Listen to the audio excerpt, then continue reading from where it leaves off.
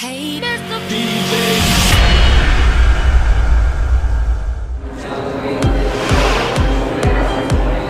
Okay guys, so now let's look at some of the differences between wedding DJs and corporate DJs you might want to be aware of. Formalities. There can be formalities in both weddings and corporate events, but typically you're going to find a lot more formalities in a wedding. There's a ceremony, there's grand entrance, first dance, parent dance, cake cutting, possibly bouquet and garter toss, anniversary dance. There's a lot of things that a DJ as the master of ceremonies might need to guide people through. And so that not only requires a good personality, confidence, and mic skills, but it also provides the DJ less pressure in terms of having to maintain dancing for 2 or 3 or 4 hours. With a corporate event, unless it's a big award show or a huge production where there's raffles and announcements and walk-ups to stage, oftentimes it's going to be more music driven. And so less important that the DJ has super strong MC skills, but more important that they know how to generate and carry a crowd for 2-3 hours without them getting bored or losing interest. And that's all mixing ability and all crowd reading ability. Now, if your corporate event does have a lot of moving parts, awards, raffles, walk-ups, different aspects where the DJ might have to function as the host or the MC, then it's important to be equally balanced between MC skills and the ability to generate and maintain a dance floor. Another difference can be sound systems and equipment. So I would say about 80 to 90% of the weddings we do, unless the venue has a built-in sound system, which we discuss in another video, the DJ is going to also be your AV, audiovisual guy, and bring all the equipment, speakers for the ceremony, speaker and iPod for cocktail hour, microphones, speakers, and possibly lighting for the reception. And so in another video, we discuss the importance of checking with your DJ to find out what kind of gear they have, if they have backup equipment, and how all that is handled to set you up for success. But with corporate events, if it's a smaller corporate event, it could be the same situation where the DJ is going to bring in a couple speakers. I find that oftentimes corporate events, they underestimate how much sound they might need because they're just thinking about bottom line. And so it's incumbent upon the DJ to ask a lot of questions, ask for a floor plan, know the square footage, and make the appropriate recommendations about how many speakers you need to fill sound so there's no dead areas. Larger scale corporate events typically have a third-party audiovisual or design company because those events have programs that run the whole day. There might be classes, workshops, awards, presentations by the CEO, breakout sessions.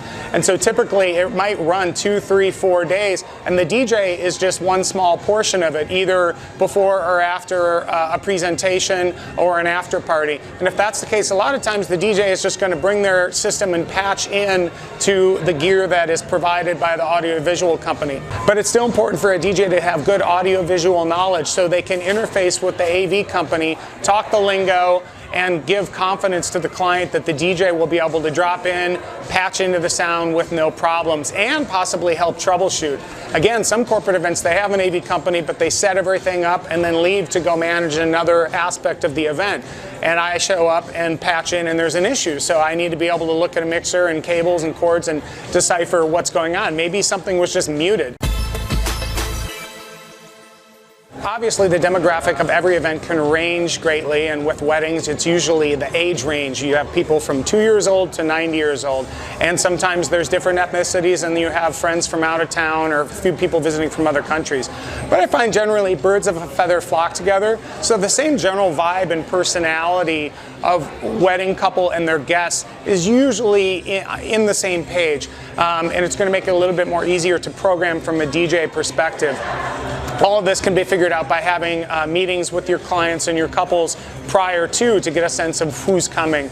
With corporate events, the diversity can dramatically increase because a lot of these corporate events, it's a completely international crowd. You have people coming from all over the world, different backgrounds, speaking different languages. And so it's important to have a DJ that is comfortable in those environments. Not all DJs are. And ideally, your DJ already has folders of international music, and make sure that they're peppering in tracks that reach to everybody in the audience and engage everyone and make them feel really welcome in the party. Themes are another aspect of corporate events more so than weddings. Sometimes weddings have themes, but when I say theme, a corporate event, it might be an auto theme, or it might be a future theme or looking back theme. There's a million different types of themes. And so a DJ needs to be able to run with that and in their music programming make suggestions or pepper in songs to the playlist that will really enhance the concept and really make that theme stand out. And if they've done it right, visually when you walk in, the theme is really apparent. But I've actually done a lot of events where there's a theme, and when you walk in, they're a little light on visuals and decor. And so now it really becomes important that through the music, you're communicating what the theme is so that everybody gets it. So music and request list. This is another one that can differ from weddings to corporate events. We find that most wedding clients want to be highly involved in the music curation for their day because it's a very personal and emotional day, and music can really reflect that. And our goal is always with our clients to really get a sense of their style and their personality and be able to bring that out in the soundtrack for the day. We always ask for a must play, try to play, do not play list for all the segments of the night, for pre-ceremony, ceremony, cocktail, dinner, and dancing, and along with all the special songs. And it gives us a chance to really curate each of those moments and craft vibes and generate emotion and feelings through the music. With corporate events, if there's a lot of moving parts, awards, presentations, a lot of times the music can be a big portion of that or part of it. And if that's the case, we'll work with the event designers while they're creating the run of show and figure out exactly where we want to pepper in music. But you'll find a lot of corporate events, they're going to just rely on the intuition of the DJ. There's a lot of events where we just show up, we're thrown in a room, and they expect us to read the room and make magic happen. That's usually if it's a cocktail event, a networking event, or an after party.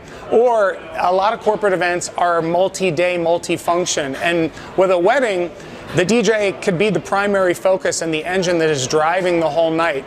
With a corporate event, they might not be. We might just be a tiny cog in the wheel, and while we're going to be important in that moment, in the scheme of things, they're not as concerned with the DJ programming. So it's important for a DJ to know when to really push and get involved, or get a sense of like, hey, the end client just doesn't want to be bothered. They trust you're a professional, you're going to show up and you're going to rock it. Adaptability and quick thinking. So that's required by all events to some degree, but I find with weddings a lot of times the timeline is pretty much mapped out by the coordinator in association with the venue, the caterer, and all the vendors, and for the most part we try to stick to it. Having some ability to be flexible and malleable does occur, but generally that template is going to be observed. In a corporate event, that can be the case too if there's a really strict run of show with awards and speakers and whatnot. But I have found that with corporate events, there's a lot more opportunity for changes, last minute surprises, people that are going to speak, people that drop out, a flip in the order of things. And so in my opinion, I find that a corporate DJ arguably might need to be even more adaptable to spontaneous situations. And that's something to discuss with your DJ. Also, typically the direction for a wedding is usually going to come from one or two people, either the wedding planner or the catering manager, event manager. With a corporate event, there can be a lot of cooks in the kitchen. There can be the event planner, the event designer, the CEO, the CFO.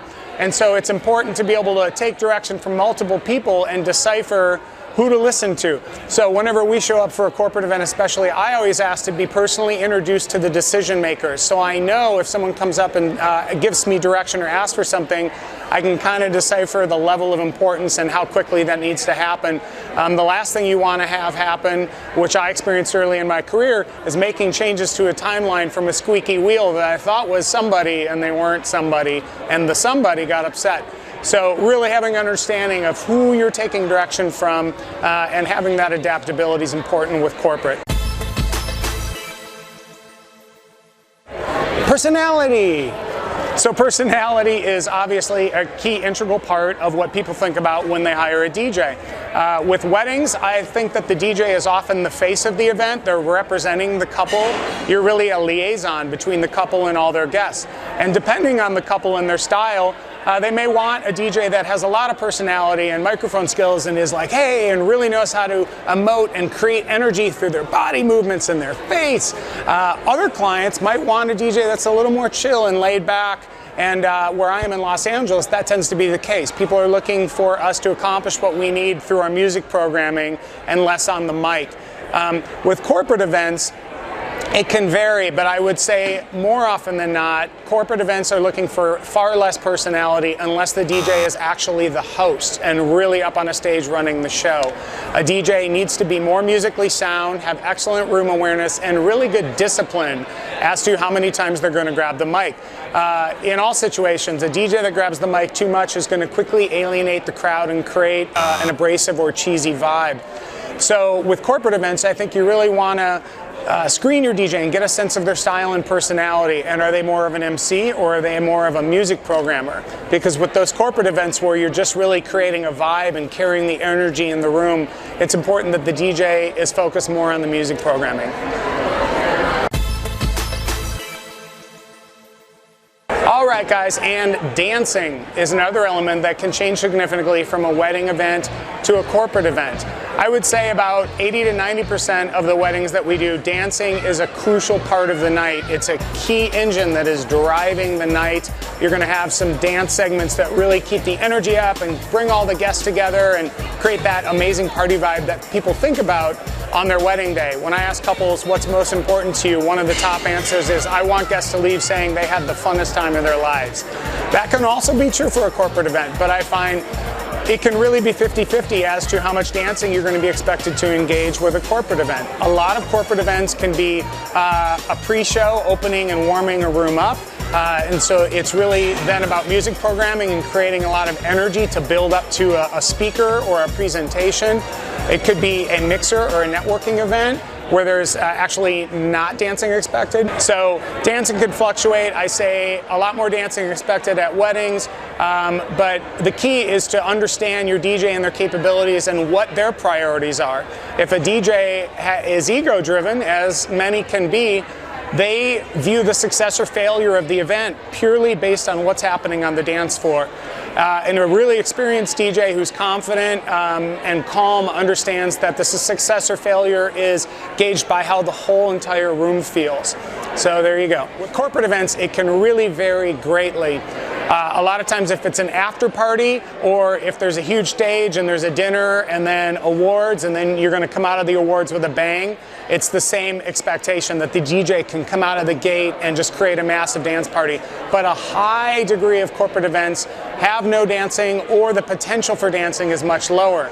And so it becomes more important that the corporate DJ has good room awareness and good discipline and is okay with playing a whole night of music and having no dancing. So there you have it, guys. There's some of the similarities and differences between a corporate DJ and a wedding DJ. Obviously, there's a lot of similarities and you should always screen carefully to make sure you hire an experienced, talented professional. But there's clearly some differences, so that's where the screening comes in, just to make sure that if you want a low-key event, you don't end up with a DJ that talks too much. Or if you wanted a highly interactive event, you didn't hire a DJ who's mic shy. And again, if you have a corporate event that has a lot of moving parts and awards and raffles, that a DJ has experience and is comfortable with those elements versus a wedding, which requires a little bit more of a personal touch. So there's more information on our blog. You can always reach out to us through our website, and you can check out my book, How to Hire a Killer Wedding DJ. Thanks for watching, guys. We'll see you next time.